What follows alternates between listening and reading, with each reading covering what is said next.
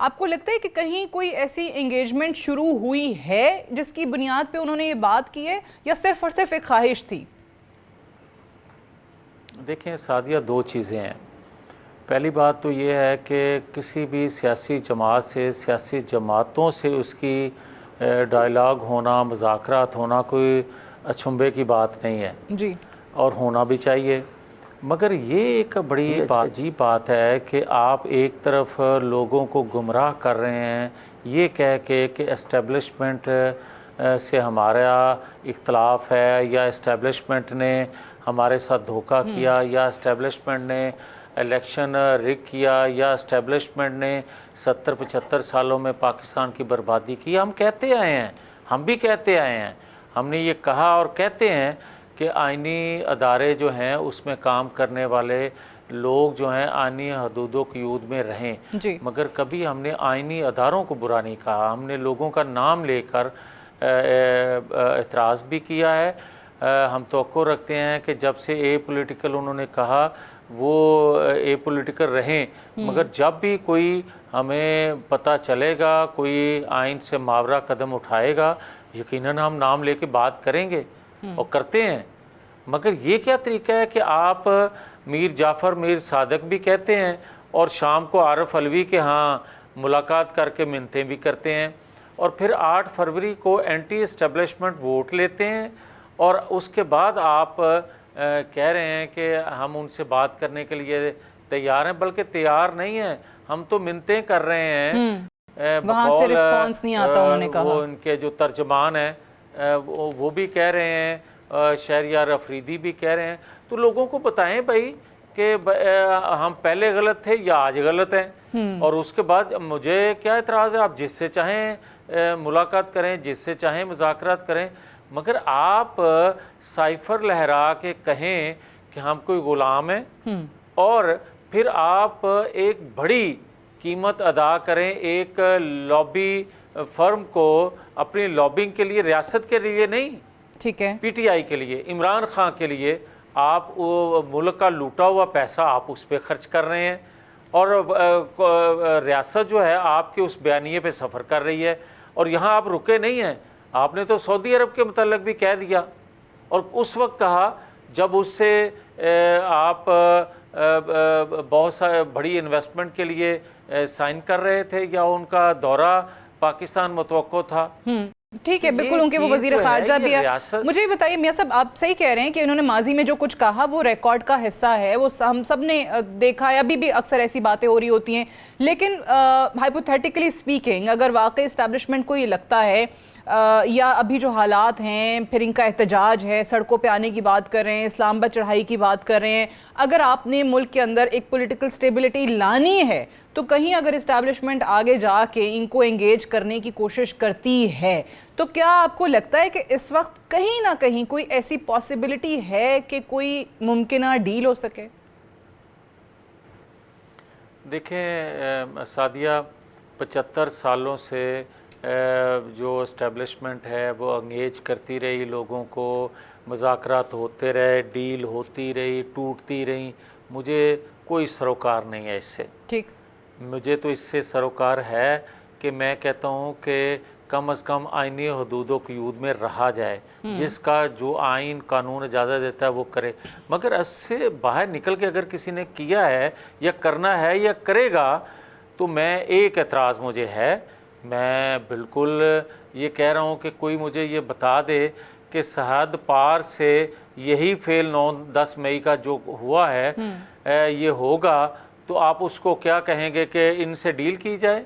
اور اگر پاکستان کے اندر سے وہی فعل کوئی کرتا ہے جو کہ 9-10 مئی کو انہوں نے کر دیا،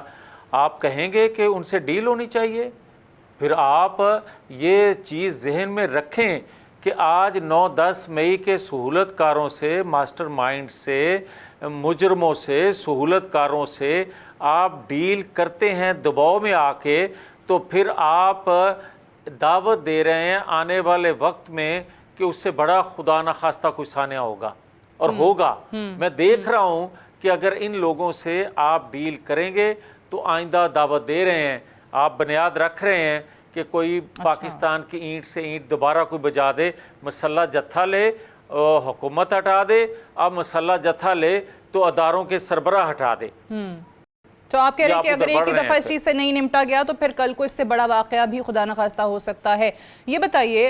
एक तरफ मियाँ साहब हम देखते हैं पाकिस्तान तहरीक इंसाफ के, देखें अपने अंदर इतनी दरार आ चुकी है या इतने ग्रुप्स हैं कि किसी को समझ नहीं आ रहा, आपस में कम्युनिकेशन नहीं है, कोऑर्डिनेशन नहीं है। एक लीडर उठता है वो ये बात करता है, दूसरा कहता है ये, एक कहता है मैं फलान सीट के लिए मैं कैंडिडेट हूँ, दूसरा कहता है मैं हूँ। एक दूसरे के खिलाफ भी बयानात आ रहे होते हैं, तजादात भी आ रहे होते हैं। तो इस वक्त ऐसा लगता है कि पाकिस्तान तहरीक इंसाफ जो है ना वो अपने लिए खुद ही काफ़ी है, इनको और किसी की ज़रूरत नहीं है। और आपकी हुकूमत को भी शायद इनसे या इनके बयानात से कोई ख़तरा नहीं है, इनकी तहरीक से कोई ख़तरा नहीं है। बट हैविंग सेड दैट, जो हुकूमत की परफॉर्मेंस होनी चाहिए या जो एक समत नज़र आनी चाहिए या जो उनको इकॉनमी के हवाले से जो काम करना था, वही तमाम सारे का सारा आपका टेस्ट केस है, वही तमाम सारे का सारा प्रूव करेगा कि आप लोगों के लिए वाकई अवामी मकबूलियत में कमी हुई है या वो उसमें इजाफा हुआ है। आज इसहाक डार साहब को नायब वज़ीर आज़म बना दिया, ये कैसा फ़ैसला है और इससे क्या फ़र्क पड़ेगा हुकूमत में? देखें, यहाँ तक तो बात आपकी दुरुस्त है कि आपकी परफॉर्मेंस पे आइंदा का जो वक्त होगा वो डिसाइड करेगा किसकी मकबूलियत या गैर मकबूलियत है। मगर एक चीज़ जो आपने कही है कि इनके इस इंतशार से, इनकी इस तकसीम से जो पीटीआई में है उससे ख़तरा हुकूमत को नहीं है। हाँ, हुकूमत को नहीं हो सकता मगर रियासत को ख़तरा है इस तकसीम से भी। उसकी वजह बताने लगा हूँ। उसकी वजह यह है कि इनकी सहूलत कारी मुख्तलिफ ग्रुप्स की मुख्तलिफ लोग कर रहे हैं। वो पाकिस्तान से बाहर से भी कर रहे हैं, पाकिस्तान के अंदर से भी कर रहे हैं, जिनका हर एक का एजेंडा अपना है। और अगर वो एजेंडा कोई भी फुलफिल कर गया जो कि ना रियासत के मफाद में कोई एजेंडा किसी का है, ना कौम की रहनुमाई के लिए किसी का एजेंडा है, ना मईशत को दुरुस्त करने के लिए कोई एजेंडा है, ना तहरीक इंसाफ को मुतहद करने के लिए कोई एजेंडा है, बल्कि वो एजेंडा है पाकिस्तान के अंदर इंतशार पैदा करने का। वो एजेंडा है रियासती अदारों, आइनी अदारों के ख़िलाफ़ एक टकराव का। वो एजेंडा है कि पाकिस्तान मुखालिफ क़ुव्वतें जो हैं जिस तरह पाकिस्तान के अंदर अदम इस्तेहकाम चाहती हैं उसको वो पूरा कर रहे हैं। आप उनकी बोलियां देखें, आप उनके लोगों की गुफ्तगू, कभी कोई सियासी जमात ये बात करती है कि मैं जो है एस्टेब्लिशमेंट से बात करूंगा, मैं सियासी जमातों से बात नहीं करूंगा। ये ओपन करते हैं, मानते ही नहीं। आपको कहते हैं अवाम में रिजेक्टेड लोग हैं, हम इनसे क्या बात करें? अगर अवाम में हम रिजेक्टेड हैं तो ये मकबूल हैं, तो ये मकबूल किस वजह से हुए और हम रिजेक्टेड किस वजह से हुए, कभी किसी ने ये सोचा है? और ये बात करने वाले कम से कम